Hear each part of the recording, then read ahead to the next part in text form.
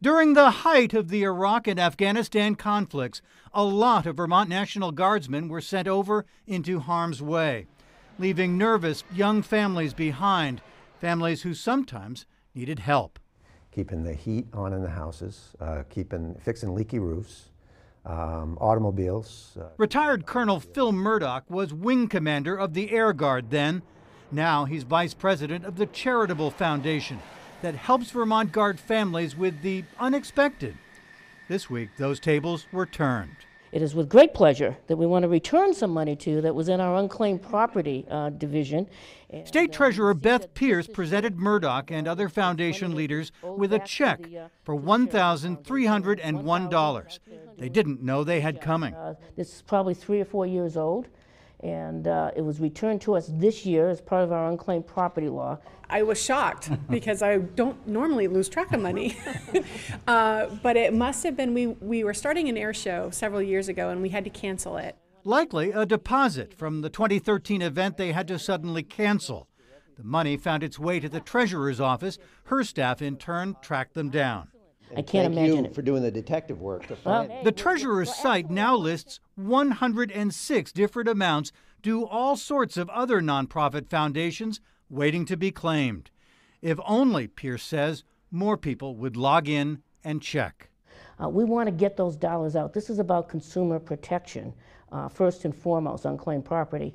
And in this case, it's also about giving those monies back to people that have served their country.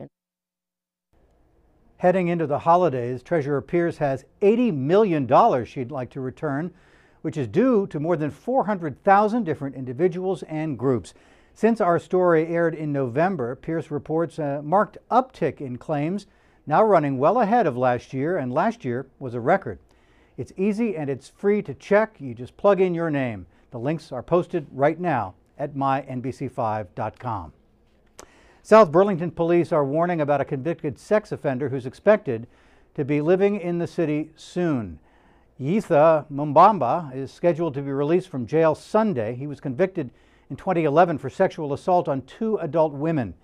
Corrections officials think Lumumba is a high risk to reoffend because he did not complete sex offender treatment while behind bars. Newly released statistics show that U.S. House lawmakers paid out more than $342,000 in workplace discrimination settlements. Those settlements occurred between 2008 and 2012. They also include nearly $175,000 for 8 settlements related to sexual harassment and sex discrimination accusations. The new numbers were released by the House Office of Compliance. That is a taxpayer-funded office that handles the often secret payouts to House employees. Crews performed a controlled burn today to remove swaths of dry brush in the fight against a massive Southern California wildfire. They were taking advantage of relatively calm winds to help build containment lines. The idea is to remove potential fuels to the fire's northern edge in the hope that there will be nothing left to burn. The fire northwest of Los Angeles is the 3rd largest in California history. In Washington state now, where investigators trying to determine what caused the Amtrak train to derail yesterday, killing 3, injuring dozens more. NBC's Jennifer Bjorklund is there with late details. Piece by piece, the slow, delicate process of clearing the wreckage continues today as train cars are hauled away for further investigation. Once we get them removed from the scene, NTSB, who has taken over the primary for the investigation of this, will be able to document everything that occurred in those cars in a safe environment. The National Transportation Safety Board continues its search for answers. Amtrak 501. Emergency. We are on the ground. One day after the inaugural run of what was to be the fastest train from Portland to Seattle ended in a deadly derailment. Oh my God, that train is derailed over the freeway. Data from the train's rear black box show it was going nearly 3 times the speed limit as it headed into a curve, the force sending nearly the entire train off the tracks. One train car crashing down to the highway below, hitting a semi and other passenger vehicles. Others dangling precariously from the overpass. Everything was fine, and suddenly You know, just out of the clear blue. There was no warning of any kind. Top questions for investigators: did the engineer ever apply brakes, or did distraction play a role? And would positive train control technology, the federally mandated safety measure set to be activated on the line next year, have prevented the wreck and saved lives? Train experts caution, though, speed could be looked at as a factor and possibly even a symptom, not necessarily a cause of a major train derailment. I'm Jennifer Bjorklund in DuPont, Washington, NBC News. Well, facial recognition on Facebook. Next at 5:30, how you can find out about pictures of yourself that you never posted. Because he wants to be naughty.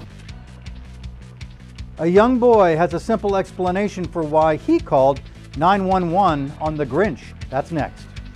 Plus, when pain management becomes a problem, a closer look at how doctors might be helping and hurting patients struggling with addiction.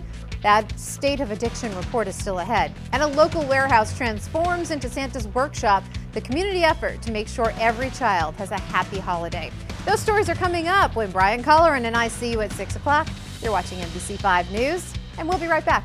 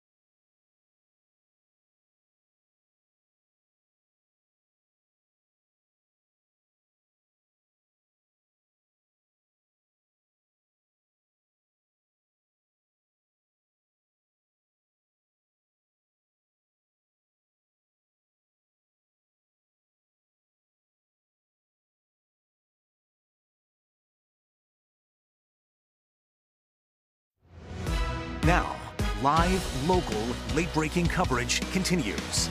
You're watching NBC5 News. Well, a woman in Missouri would like some answers after catching a UPS driver angrily throwing packages onto her lawn. Her name is Sandy Bast. She started recording on her cell phone when she heard a loud noise outside her front door and then saw the UPS driver throwing one package after another onto the lawn. None of them were for her. Bast posted the video on Facebook, hoping to warn others that their packages might be damaged. UPS eventually apologized for the driver's actions. Want to set your Christmas cards apart from the rest? Well, thousands of people from around the world have sent their Christmas cards here to tiny Bethlehem, Maryland.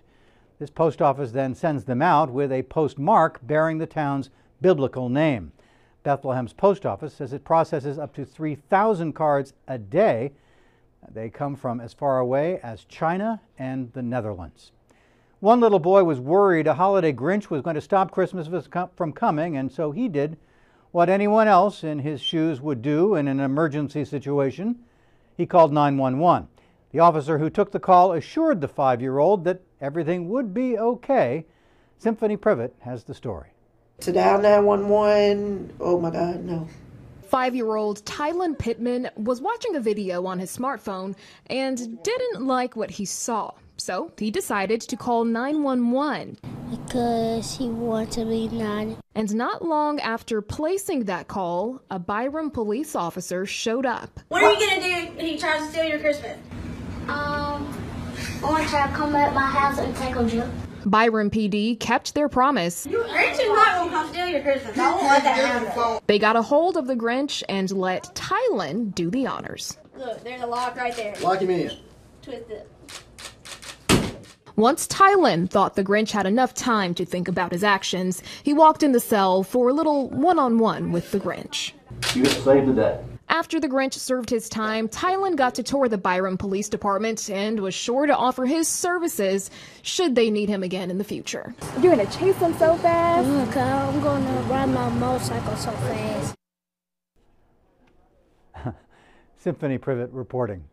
Rome's official Christmas tree set up in the center of Piazza Venezia is drawing criticism from many folks. The reason for the ridicule, its needles are falling off and the condition of the tree is worsening. Romans have since nicknamed it Spellaccio, roughly translating as mangy or threadbare. Rome City Hall has declared that they will conduct an investigation into how this tree arrived in Rome in such poor shape. Facebook's unveiling a new facial recognition feature allowing customers to see photos of themselves posted by others, even if they are not tagged in them. This is an update on the feature that allows users to untag themselves from photos. The company says it's also adding an auto tag service that allows blind users to hear who's in the photos. These updates went into effect today. Good news for people who like coffee and beer. Now you can have both at the same time. Dunkin' Donuts teamed up with a Massachusetts brewery to launch D-Dark Roasted Brew. It's the first beer ever made with Dunkin's dark roast beans. The creators describe it as a decadent stout-style beer with a full roasted coffee flavor. Unfortunately, you'll have to travel to Massachusetts to get your taste of the only draft beer. Now, First Alert Weather with Chief Meteorologist Tom Messner. Massachusetts. That's not far away. I might be up for that. Hey, temperatures really popped up today. It was slippery for many this morning, some freezing rain on the roads until temperatures did pop above the freezing mark. And look where we are right now, right in the Champlain Valley, pushing 40, Burlington along with Plattsburgh. And then in eastern Vermont, generally speaking, a little bit colder. That's so often the case. And it was a little bit earlier today as well. 36 right now, Saranac Lake. Same thing in Montreal, but take a look at Bennington where we are well into the 40s. Well, you know, we had some snow yesterday into last night, even early this morning for some. Malone ended up 5 inches, 4.4 in Groton, 4 inches in Waterbury Center, along with Rochester, Woodbury, not too shabby. Here's what we're looking at right now. Not a ton of snow. We do have some at the highest of elevations, but we also have a bunch of rain out there right in the Champlain Valley. You know, I was up pretty early today, had the freezing on the windshield, had to scrape, and then before you know it, the car thermometer reading like 37, 38. I mean, it really did pop up. But it's a little bit wet out there right now. We'll head on down to the south. Look at Rutland down to Manchester, Bennington, right along Route 7. Pretty wet out there. So here's the thing. As you get into some elevation, the Adirondacks and also down the spine of the Green Mountains, a bit of a mixture going on right now. But we think this stuff is going to work its way on out of here. And we find, well, the precip lightening up a little bit.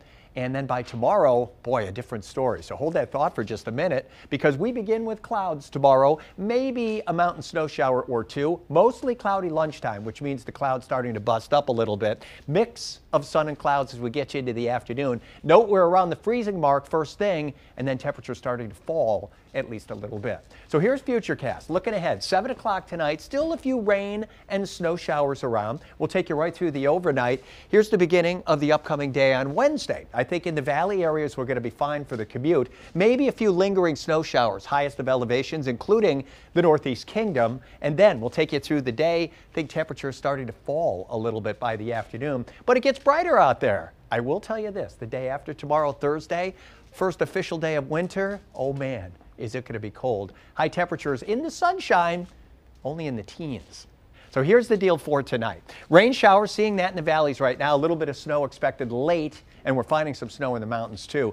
30 degrees for a low if we even get there. So we get you into tomorrow, and we're looking at clouds in the morning, more sunshine by the afternoon. See these temperatures, 30s for most of us, some in the 20s. I think that's going to be pretty close to an early high. Then temperatures start to go down. Maybe they kind of stabilize for a bit and then drop more in the afternoon because that colder air is going to continue to filter on in. So 5-day forecast, early high 32 tomorrow, more sunshine by the afternoon. First day of winter is Thursday. It is going to feel like it. 18 will do you that day. Friday, we've got some snow. It's coming in by the afternoon. I think we will see at least some accumulation. 27 degrees.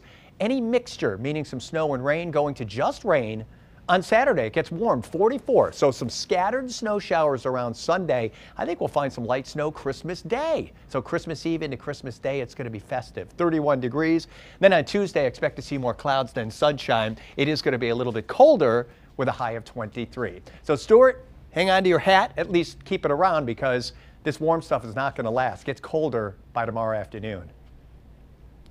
All right, Tom, thank you very much. Well, American skiing phenom Mikaela Shiffrin secured another big giant slalom victory in France. The 22-year-old Olympic champ was fastest in the first run and didn't look even close to letting it slip in her second.